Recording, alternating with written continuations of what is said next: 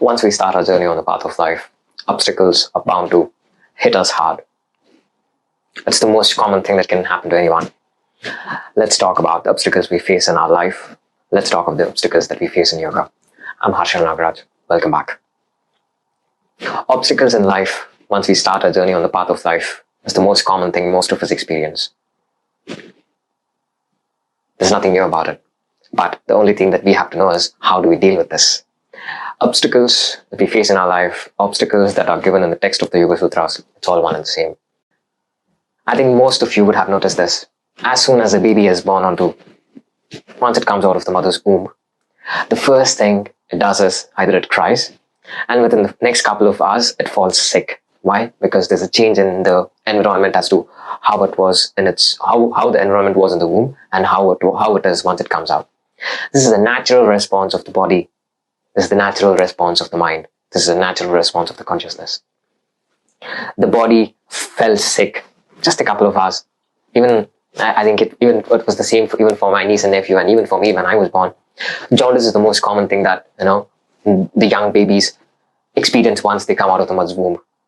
They fall sick, or once they come out of the mother's womb, they start crying. Why? Because it's a new world altogether. Birth happens.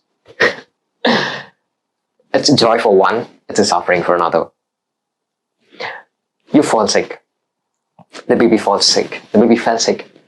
And once you start your journey on the path of yoga, or once you start your journey on the path of life, falling sick, being prone to a number of diseases is the most common thing.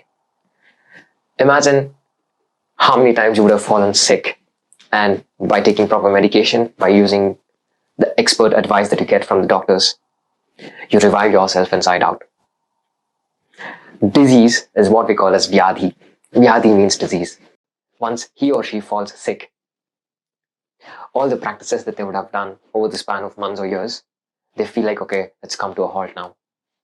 It's natural. Falling sick is for us to get stronger, physically and mentally. You can't say, okay, just because I suffer from such a disease, that you would have got it genetically, or you would have incurred it because of all the bad habits that you have. And you can't blame yourself saying, okay, it's because I suffer from a certain set of diseases or one of the disease, I can't go ahead in life. No. Diseases or the elements that your body and your mind has is temporary. You have everything that you need. You have all the resources at the disposal for you to cure yourself from whatever that you're facing. Disease is not the end of life. Disease is not the end of the practice. It is a means for you to get stronger physically and mentally. Just because you say, okay, I'm suffering from a disease, I fell sick, doesn't mean, okay, the practice has come to an end. Your life didn't come to an end once you started your journey on the path of life. You fell sick, you took a couple of days, you revived yourself, you took some medicine respectively with respect to whatever diseases that you were suffering from. You revived yourself inside out. Disease or any kind of pain or injury shouldn't be an obstacle for you to reach what you have planned for. You will definitely take a break. Your body needs time to heal itself. A couple of months ago, even I injured my leg while I went out to play sports. It did strain my hamstring, and it took me almost 6 months for me to revive myself. And this was the first time in my life in the last 12 years that I had actually injured myself physically. It is not the end. And after I healed myself, I didn't go to any doctors, I didn't take any medicine. I believed in the body. I believe that the body has the ability to heal itself. I trust my senses, I trust my instincts, I trust the systems that I have in myself. Trust in yourself, belief in yourself can move mountains within you, not just outside. Any kind of element that you suffer from, the chronic of the chronic elements, if you have a strong mind, you'll be able to overcome it. A very strong willpower, that's more than enough. In certain cases, definitely you need external help, someone's help to revive yourself internally. But apart from that, you have everything that you need in the beginning for you to free yourself from any kind of elements, from any kind of disease, from any kind of medical conditions that you suffer from. Do not let the disease or the elements that you suffer from, just because you're suffering from one or the other disease, doesn't mean, okay, just because I have this, I can't do what the other person can do. There's no such thing. Each and every one of us can do everything. Elements are not the final step for you to say, okay, this is it, I can't do anything. No. Physical inabilities are a means for us to understand, okay, I can work on it, I can overcome the physical inabilities that I have, and I can reach where I plan to. Physical inabilities are most of the times a blessing in disguise if you understand what it actually is. Even for me, sitting just comfortably in a cross-legged posture, either in Padmasana or in just a cross-legged posture itself, for a couple of minutes was a dream 10 years ago. Now I can sit hours together. Everything takes practice. Practice, consistency, very, very important. When you keep yourself physically fit, when you keep yourself mentally healthy, it's difficult to fall sick. I'll be honest with you. You can't fall sick because you're so happy on the inside. You won't fall sick. You can't fall sick. It's as simple as that. Why? Because you have set a goal for yourself. Okay, I have to achieve this. I have to work towards this. When you have bigger things in life that you have focused your mind on, the smaller things just falls apart. The disease that your body experiences, the sickness that you feel, everything falls. Why? Because you have this big aim in you. You have aimed towards something which is way beyond, your imagination. You're pushing yourself to the limits. There's a driving force within you which is helping you move closer to where you want to be. When you have this inner drive, it's not possible to it's not possible for you to fall sick. It's impossible for you to fall sick. So stop telling yourself, so just because I'm falling sick, that I can't grow out in the practice of yoga, that I can't grow on the path of getting fit physically and mentally. Use sickness as a means for you to reach the perfection that you seek and not just stay where you are. This is the first obstacle. Diseases, what we call as vyadi. The second obstacle most of us face in our life is what we call as dhyana, lack of interest, mental laziness, or sluggishness. All of us experience this at one or the other point of time. Lack of perseverance, lack of interest in wanting to do things, mentally lazy. You know most of the times that you have to do a lot of things in order to achieve where you plan to be. And yet, in spite of knowing all the right things that you have to do in order to reach there, you mentally push yourself not to do this, or to not to do that. Why? Why do you let the mental laziness take control of your entire consciousness? It's just a mental thinking. I'll tell you one thing, the secret for you to free yourself from the mental laziness when you get this call inside, in spite of knowing that you have to do, you'll be like, okay, I'm not going to do that. Start doing those things for the first couple of minutes. Just don't think too much. First 5 minutes into the job, into writing, into doing some action that you actually know that you are supposed to do it for the first 5 minutes and then see for yourself how the energy flows. Being mentally lazy is like the biggest hurdle for most of the people to cross. They know they have to do a lot of things. They know there's a lack of interest, and yet they do not act. See, the only way for you to free yourself from the lack of interest is developing interest. It's as simple as that. You say, okay, I don't have any interest in doing this. I don't have any interest in doing that. But you know deep down that you have to do that. So how do you develop interest? Start doing it. There's no other thing. Stop searching for motivation. Stop asking people for reason as to why you have to do it. Do it. It's one of the easiest ways for you to free yourself. You know how much mental burden you carry when you don't do things that you're supposed to do? You know how uncomfortable your body and your mind is going to be when you don't do that task, where deep down you know, okay, that you have to do that and you yet keep pushing it, and as a result of which, a lot of garbage starts to fill in. Dhyana, what we call as mental laziness, is the second hurdle most of us face, either when we are on the path of life or when we are on the path of yoga. You know, body needs the practice. It is craving, it's asking, it's saying, it's crying on the inside. It's crying on the inside, literally crying on the inside, saying, okay, take care of me. And yet you're mentally lazy and you feed the body the things that it can't take anymore, it can't handle anymore, that it can't digest anymore. Everyone knows alcohol is bad for the physical body, the mental body. Alcohol, smoking is bad for the lungs, and yet you know that. How ignorant can you be? Developing or saying, okay, I have lack of interest in doing things, I'm mentally lazy, how do I get over this? As simple as that it can get. Start doing it. Stop finding for reasons. Stop going and searching for reasons as to why you have to do things. You have to do it because it's your destiny you have to do this. There's no other reason. You're destined to do those things. And in spite of knowing that you have to do the things, if you keep pushing yourself, you just reach a point where you reach a threshold, you just break. Why do you keep pushing yourself to such an extent instead of just doing it in the first instant? This can be very difficult for you to apply and follow. I completely agree with it. But this is the only way. The only way for you to do the things in which you lack interest is by developing interest. Just push yourself for 1 hour, 2 hours. Automatically the interest starts to flow. The mental laziness just disappears. You don't even have to think about it anymore. Mental laziness, lack of interest has destroyed countless lives around. But the easiest way for you to come out of it is by just doing that one action, by doing that which you free yourself from everything. This is the second obstacle in life that most of us face. There's also the second obstacle when an individual starts on the path of yoga experiences. What? Lack of interest. You practice for 1 or 2 days, you practice for 1 or 2 months, you practice for 3 months, 4 months, 1 year, after that, gone. For 1 year, you maintain consistency in the food, sleeping cycle, eating habits, everything. You lead a perfectly balanced life. And soon after that, after 1 year, everything is gone.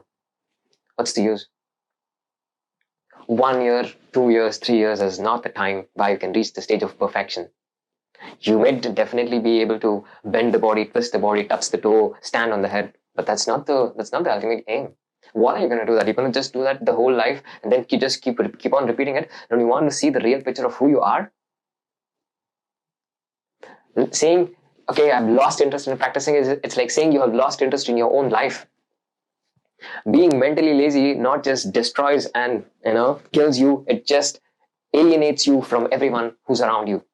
Mental laziness, it's not just affecting you, it's just affecting everyone who's around you.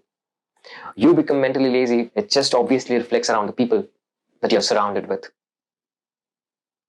Lack of interest, being mentally lazy, accept it. It happens sometimes. But don't let it take control of you completely. Even I feel mentally lazy sometimes, but it's only for a specified duration of time. After that, I'm completely in control. Don't be a slave of mental laziness. Don't become a slave of being under the presumption, okay, I don't have interest in doing things. We always have energy. We always have new life force that is waiting to jump out of us.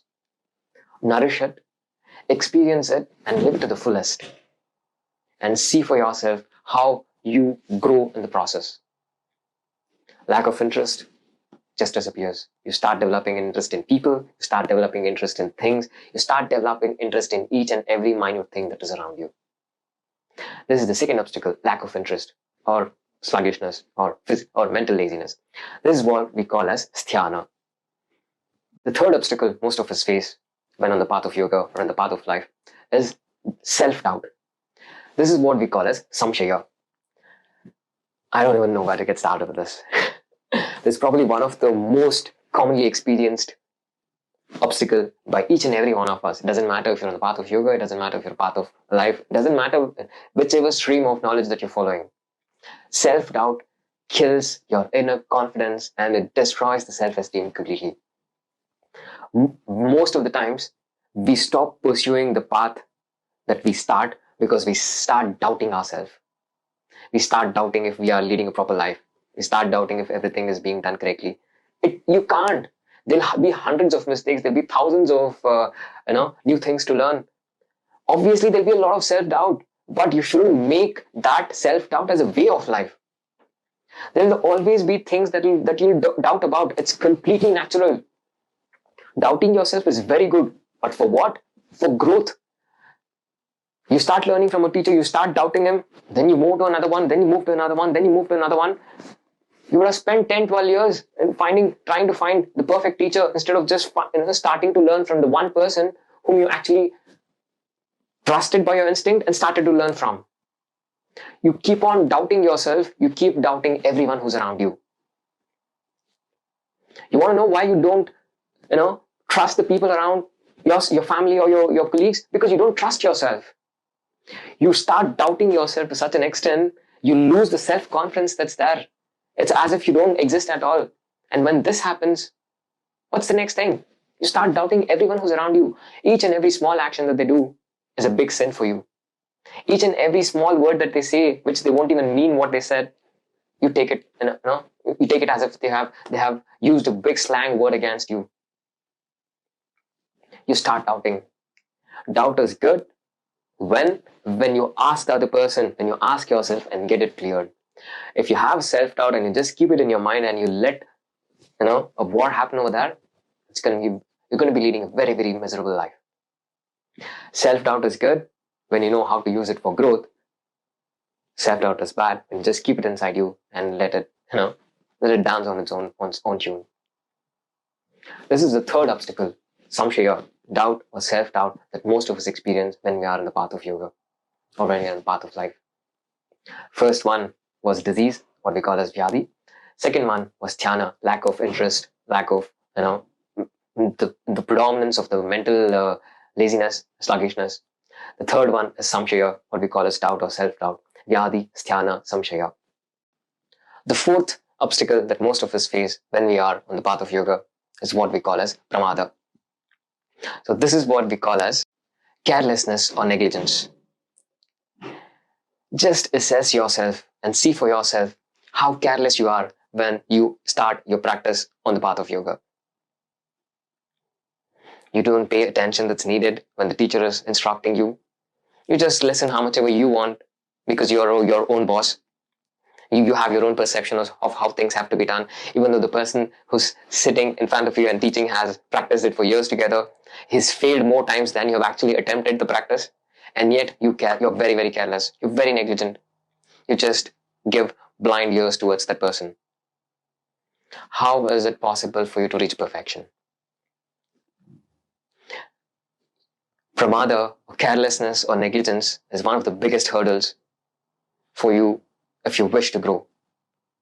You can't be careless and say, okay, I'm not going to do this practice, I'm not going to do that practice, and being completely negligent. It just shows you how ignorant you are. But understanding that this is a part of the process, but trusting yourself and then staying there and freeing yourself from this, saying, okay, I know I am careless. I know I am negligent with respect to a lot of things. Becoming aware of it and then getting rid of it, that is how you're going to help yourself to move to the next step. You have to first accept, okay, I am careless with respect to a couple of things. I am negligent with respect to a couple of things. Why? Because it's human nature. If you don't accept it and if you just keep fighting it, you're going to make yourself more miserable. Being careless is okay. Being negligent is okay. When you've accepted it and when you have told yourself, okay, I'm going to free myself from this. That is very, very important. Being negligent, being careless is not a sin. Coming in terms with the negligence, coming in terms with the carelessness that you have, and then finding means for you to overcome that, that is what makes you much wiser. Fifth one, alasya, physical laziness. Here, physical laziness is the most commonly experienced obstacle by hundreds and thousands of students that I've met. A lot of them know that they have to do their practice today for them to feel alive, but yet they just say no to it. Why? They're physically lazy. I know, even I was like that. Physical laziness is at the physical level itself. Most of the times you get this call. You're physically lazy, but your mind says yes, it's time for the practice, but the body says no. Sometimes the body says yes, and then the mind says no. You know what I say? Keep both the body and mind aside and you do the practice. Then the question of physical laziness and mental laziness doesn't exist at all. Most of the times people say, Harsha, I'm mentally lazy today, I can't do the practice. Sometimes they say, I'm physically lazy, I can't do the practice. Forget about your physical and mental being. You do the practice. You concentrate on you, forget about your physical existence, forget about your mental existence. Because the asana practice, though it may seem physical, it isn't. There's a very, very strong reason and the background behind it, which comes by understanding when you practice over time. And it takes years together. When you're physically lazy, what is it that you can do? Start doing it. Push yourself for the first 10 minutes, 15 minutes, half an hour, and the next 1.5 hours, you're going to have the best practice of your life. This happens to me even to this day. When I'm really, really tired, when I've been exhausted mentally because of one other activity that I do, and once I'm about to start my practice the following morning, if I'm feeling this laziness within me, what do? I push myself. The first 5-10 minutes, it's going to be very hard. The first 5-10 minutes is going to be very hard. Even to this day, it happens, even after years and years of practice. But yet, I know after the first 10 minutes or the first 20 minutes, or worst case, even after the first 30 minutes, I can get into the flow. And then there's no one who can stop you.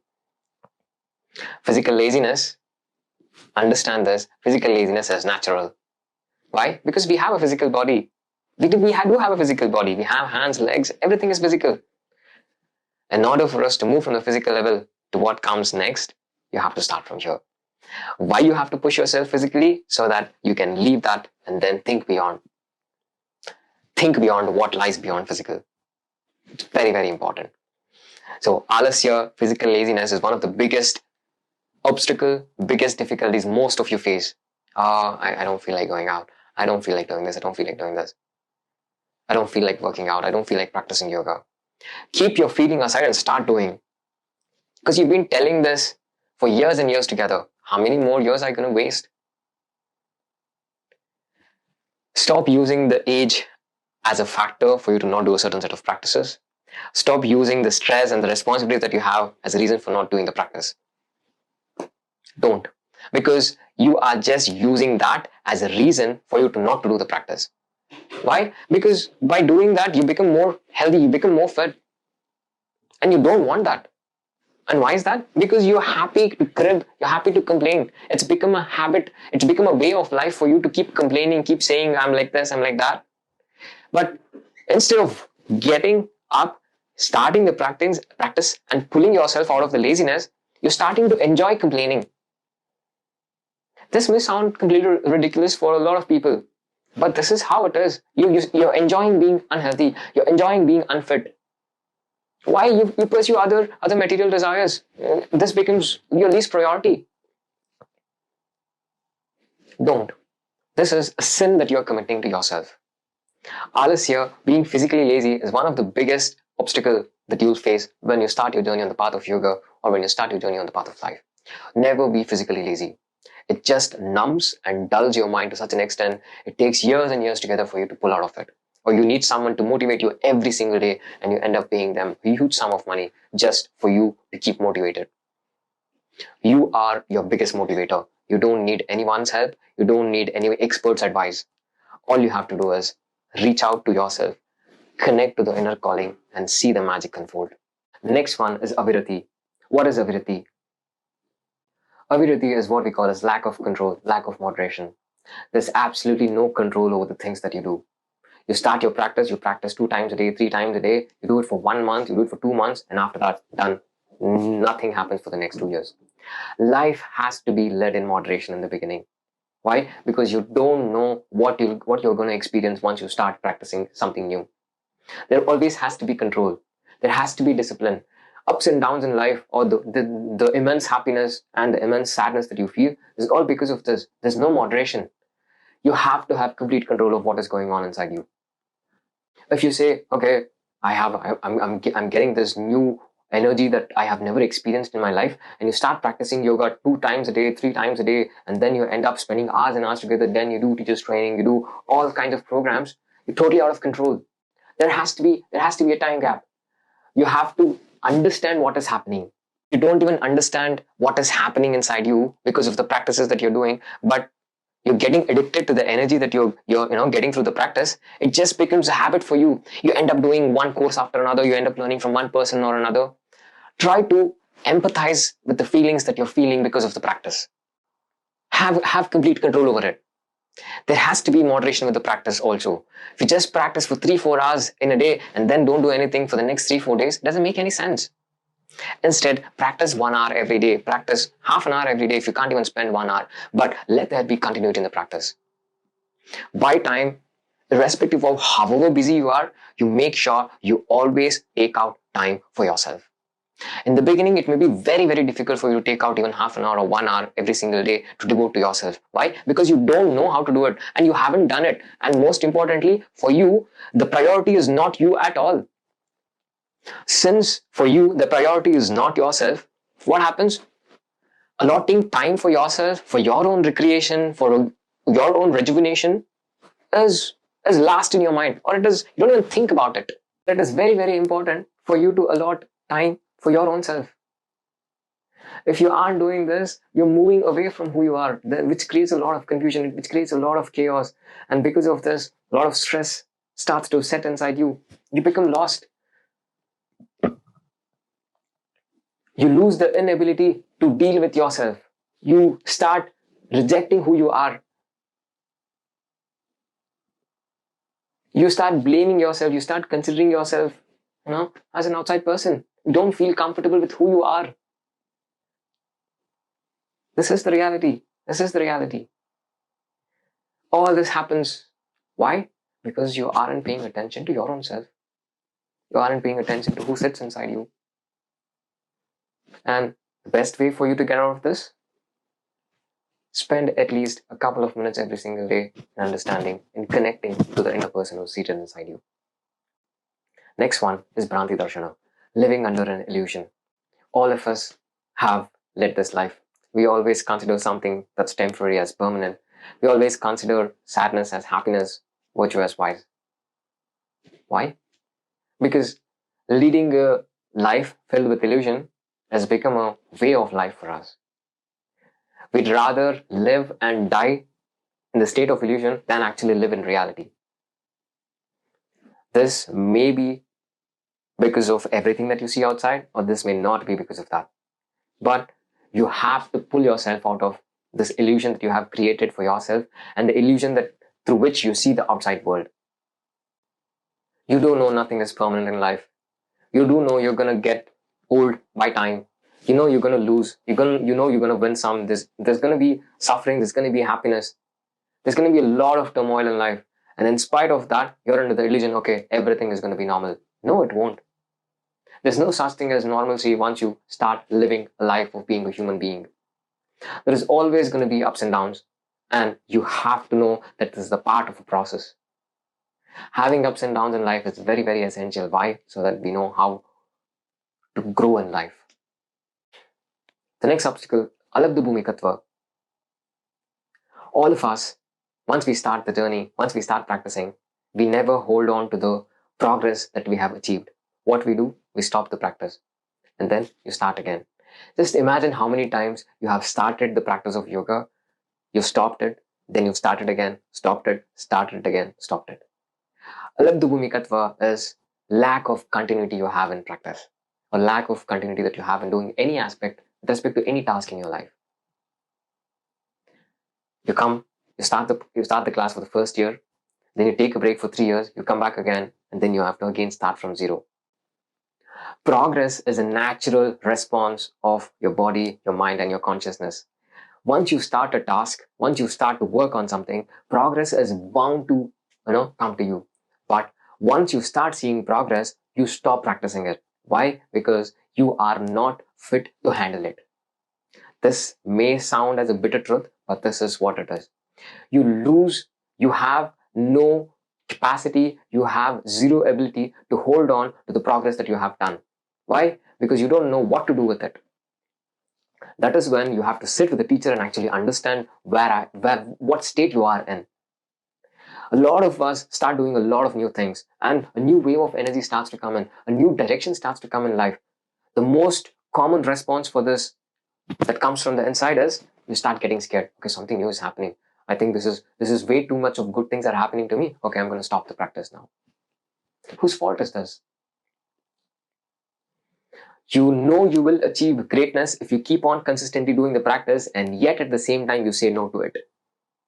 And then you find hundreds of reasons to blame and say, okay, as to why I didn't do the practice. Having a family, having a full-time job, and doing one or the other task and saying, okay, I'm always occupied with this, is not the reason that you should give yourself saying, okay, I don't have time for practice. If you are occupied to such an extent, trust me, you need this practice more than you can ever imagine. And the only reason that you're not doing that is you don't want to get fit, don't want to get healthy, don't want to be mentally sane. And as I said, you start enjoying complaining about how things are not happening around you. You start enjoying cribbing. You start enjoying of leading the life of staying unhealthy and staying unfit. You don't make up your mind to become fit and then mentally sane. And then you just You just prefer to stay there in that mindset. You want to be stuck over there rather than grow in life. This is the honest truth. But once you understand this and understand, okay, this has become a habit for me in my life, and then you make an attempt to break out of it, that's when things starts to happen. Once all these things starts to happen, especially what we just talked about, then comes the next one, anavasthitatva, unsettled state of mind. Because of all the things that all the difficulties that we face, our mind becomes scattered. You are undergoing one or the other kind of health condition. There's a severe chronic condition or acute condition, doesn't matter. And then there's lack of interest. There's physical laziness. There's self-doubt. You start living under the delusion, and all these things just adds up. Your mind becomes scattered. It's broken into pieces. The mind is so in a completely unsettled state. You reach a whole new level of confusion in life. You start doubting yourself. You start doubting your existence. Everything becomes a big question mark for you. So hold on to the progress that you have achieved with respect to the practice, with respect to any task that you have been doing in your life, and keep doing it until you reach the perfection state that you know that you're bound to reach. If you let go of it in between, you'll have more confused state of mind than you ever have. Never let go of the progress that you have achieved on the path of sadhana. It is very, very important that you maintain consistency in the practice. It makes life very, very simpler. It just makes your life simple. An unsettled mind, once the mind is completely here and there, you're not able to concentrate at anything, or you're not even able to sit and do one or the other activity. The mind is completely oscillating from wanting to do one task and wanting to do another task. This is what we call as chitta vikshepa. I mean, the unsettled mind starts to affect the consciousness. So the best way is for you to start doing it and stop thinking about it too much. So these are all the obstacles that you face in the physical level, and the mental level, the intellectual and the spiritual level. So there's the first 9 obstacles, what we call as antarayas. And after this comes another 4. What is it? Dukkha, daurmanasya, angamejayatva, shvasa prashvasa. Once you start experiencing obstacles in the form of falling sick, in the form of being mentally lazy, physically lazy, living under the delusion, living and having an unsettled state of mind, what happens? A lot of sorrow starts to set inside you. You start developing a pain, a sense of pain in the form of sorrow. Dukkha, what we call as unhappiness, becomes so predominant in your life. Why? It's because of not doing everything that needs to be done. You keep postponing things. You keep pushing yourself. You start to fight against yourself by not accepting who you are, by not doing things that are very essential for you to grow ahead and glow ahead. What happens? This state of unhappiness that you're feeling right now, or the sorrow or the pain that you're feeling right now, you're completely responsible for it. Every action that you have done in the past is the result of where you are right now. Sorrow or pain or grief or unhappiness that you're feeling is because of you and you alone. Because you let it happen to you. If you have fought it, if you have fought for it, and then you have told, if you had told yourself, okay, I'm not going to make myself miserable, I'm going to pull myself out of it, you would have come up with means, you would have found solutions. You start enjoying pain. You make having sorrow, having pain in life as a way of life, and then even God can't help you. And once this starts to happen, you start feeling dejected in life. Daurmanasya.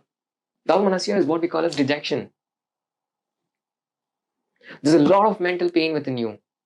Why? Because of everything. Mental pain can't come from just one source. There's a lot of factors that add to the mental pain. And once the mental pain starts to happen, there's uneasiness in the body. You lose control of, the sense organs. All of a sudden, out of nowhere, the anger comes out within, and then you end up slapping the other person. Getting into physical fights, the main reason for you to get into physical fights is because of the sorrow, because of the pain,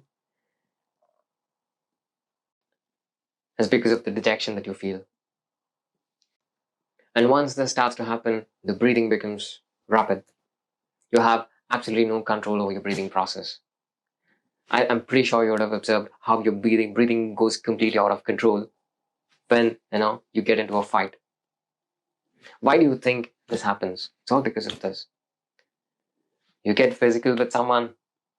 Why? Because there's mental pain within you. There's grief, there's dejection within you. This is as simple as it can get. But when you understand this, it's not possible for you to get into physical fights at all. Or if you don't address this, you remain in a state of complete confusion, utter chaos. The mind is always scattered, the consciousness is always scattered. There's a lot of confusion in life.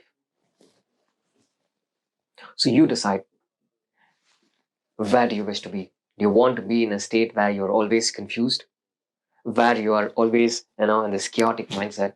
Or do you want to understand what your problems are and then solve the problems? All of us face one or the other problems in life. There's nothing new about us. All of us face one or the other problems in life. All of us have one or the other problems in life. Obstacles in life or the hurdles in life, it's a part of the process. It's very, very essential for us to experience the obstacles, for us to have impediments in our life, or us to have pain or the sorrow in life. Why? Because it helps us to grow. Understanding and having this perspective and then doing the tasks, it makes a lot of difference. This is what in the Yoga Sutras of Patanjali is called as antarayas, or what we call as obstacles in life, or an obstacles that an individual faces when he or she starts his journey or her journey on the path of yoga, but doesn't stop here. I just told you about all the obstacles that you face, all the difficulties or the impediments that you face once you just start your journey on the path of yoga. The next videos, but there are means for you to come out of this. For you to solve the problem, you have to know what the problem is. So you now know what are all the problems that you face. Now, let's come up with a solution. And that's what we're going to be discussing in subsequent videos. I hope this was informative. Do let me know how you felt about this in the comments below. I look forward to reading them. If there's anything that you want me to share, please do share it. Don't forget to hit the subscribe button and share the videos among those interested. Thank you.